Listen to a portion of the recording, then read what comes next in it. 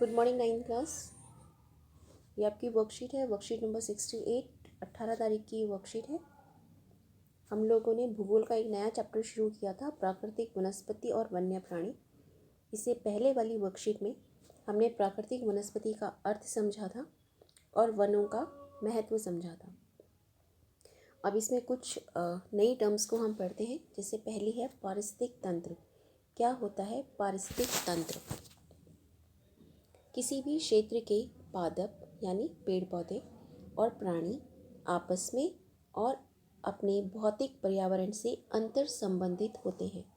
मतलब किसी भी क्षेत्र में जो प्राणी रहते हैं, जो पेड़ पौधे होते हैं और वहाँ का जो आसपास का वातावरण होता है, वो सब आपस में संबंधित होता है। किसी न किसी रूप में वो आपस में कनेक्टेड होते हैं और ऐसे कनेक्शन के साथ जो वो तंत्र का निर्माण करते हैं उसे पारिस्थितिक तंत्र कहते हैं। मोस्ट इम्पॉर्टेंट है, आप लोगों ने इसको याद रखना है कि पारिस्थितिक तंत्र क्या होता है। मनुष्य भी इस पारिस्थितिक तंत्र का अविच्छिन्न भाग है। अविच्छिन्न मतलब जिसे हम अलग नहीं कर सकते। मनुष्य यानी हम लोग भी इस पारिस्थितिक तंत्र का एक अविच्छिन्न भाग हैं। मनुष्य वन्य जीवन और वनस्पति को अपने लाभ के लिए प्रयोग करता है। हम लोग करते हैं, वनस्पति का प्रयोग भी करते हैं, हम लोग वन्य जीवन का भी प्रयोग करते हैं। लेकिन मनुष्य अपने लालच के कारण इन संसाधनों का अधिकतम प्रयोग करता है। मनुष्य अपने लालच के लिए ये जो संसाधन हैं इनका अति उपयोग करता है। जैसे वृक्षों को काटकर जंगल को पूरा साफ कर देता है, जिसके कारण बहुत पारिस्थितिक संतुलन बिगड़ जाता है, बाढ़ आ जाती है, मृदा अपरदन हो जाता है, वन्य जीवों का आश्रय खत्म हो जाता है और जानवरों को मारकर पारिस्थितिक तंत्र में असंतुलन पैदा करता है, जिसके कारण कुछ प्रजातियां जो हैं वो विलुप्त यानी गायब हो जाती हैं। बहुत सी ऐसी प्रजातियां हैं पक्षियों की जो काफ़ी समय पहले मौजूद थी, लेकिन अब हमें वो देखने को नहीं मिलती हैं। उसका कारण यही है कि मनुष्य ने जो पारिस्थितिक तंत्र के साथ छेड़छाड़ करी है, जिसके कारण पूरे तंत्र में असंतुलन पैदा हो गया है। जीवोम क्या होता है? जीवोम धरातल पर एक विशिष्ट प्रकार की वनस्पति या प्राणी जीवन वाले विशाल पारिस्थितिक तंत्र को जीवोम कहते हैं। एक ऐसा क्षेत्र जहाँ पर एक विशिष्ट प्रकार की वनस्पति या प्राणी एक विशाल पारिस्थितिक तंत्र का निर्माण करते हैं, उसे हम जीवोम कहते हैं।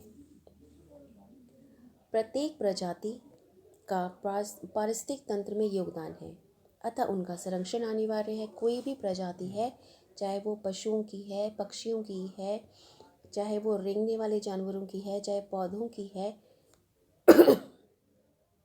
चाहे पौधों का कोई भी प्रकार है, सबका पारिस्थितिक तंत्र में योगदान होता है। इसलिए हमें उनका संरक्षण करना चाहिए। मनुष्य द्वारा पादपों व जीवों के अत्यधिक उपयोग के कारण पारिस्थितिक तंत्र असंतुलित हो जाता है। काफ़ी वन्य जीव प्रजातियां भी संकट में हैं और कुछ लुप्त हो चुकी हैं। बहुत सी वन्य जीव या पादपों की प्रजातियां ऐसी हैं, या तो वो लुप्त हो चुकी हैं या फिर लुप्त होने के कगार पर हैं, मतलब पूरे धरातल से गायब होने के कगार पर हैं। पारिस्थितिक तंत्र के असंतुलन का मुख्य कारण लालची व्यापारियों का अपने व्यवसाय के लिए अत्यधिक शिकार करना है। रासायनिक और औद्योगिक अपशिष्ट तथा तेजाबी जमाव के कारण प्रदूषण, विदेशी प्रजातियों का प्रवेश, कृषि तथा निवास के लिए वनों का अंधाधुंध कटाई पारिस्थितिक तंत्र के असंतुलन का कारण है। तो हमारा जो पारिस्थितिक तंत्र है वो असंतुलित क्यों होता है? सबसे पहला, लालची व्यापारियों का अपने व्यवसाय के लिए शिकार करना। जो उद्योग होते हैं वो अपना अपशिष्ट माने कचरा या जो भी वो केमिकल का यूज़ करते हैं, उससे जो तेजाबी जमाव होता है वो सब नदियों में चला जाता है, जिसके कारण बहुत सी प्रजातियां नष्ट हो जाती हैं। बहुत सी विदेशी प्रजातियां आ गई हैं, जिसके कारण जो देशी प्रजातियां हैं उनका वो लुप्त हो रही हैं।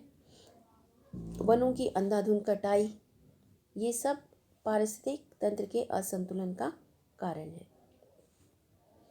हम सभी को अपनी अतिजीविता के लिए प्राकृतिक पारिस्थितिक तंत्र के महत्व को समझना चाहिए।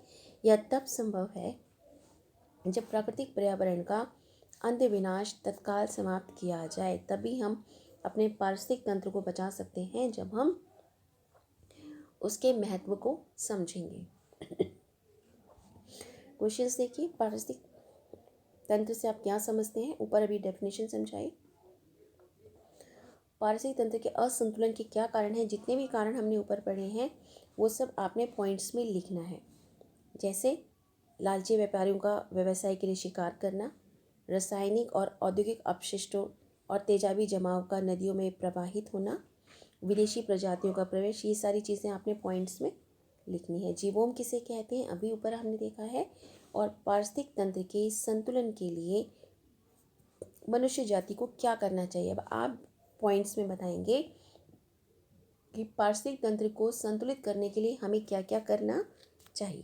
तो ये आपकी वर्कशीट है, सभी बच्चों ने इसको ध्यान से करना है।